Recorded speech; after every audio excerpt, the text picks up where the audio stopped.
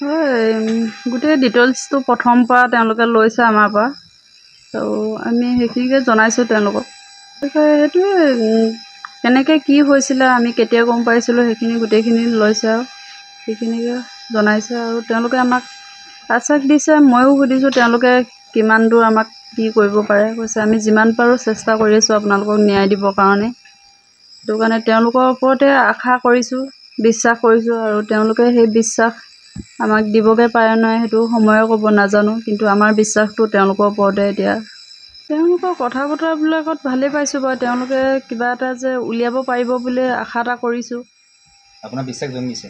বিশ্বাসটো জন্মিছে বাৰু তেওঁলোকৰ কথাবিলাকত। এতিয়া সেইমতে যদি থাকে তেতিয়া হয়তো আমি কিবা এটা ৰিজাল্ট পাম বুলি আশা কৰিব পাৰোঁ। বিষয়ে একো গম পোৱা নাই, কাৰণ কিয় আজিলৈকে আমাৰ ওচৰলৈ অহা নাছিলে।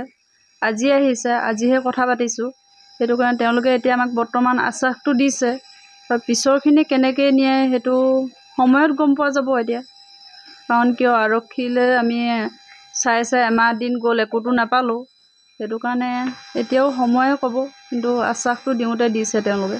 5জন আছিলে নেকি, মই ইমান নাচালোঁ, 5জন আছিলে।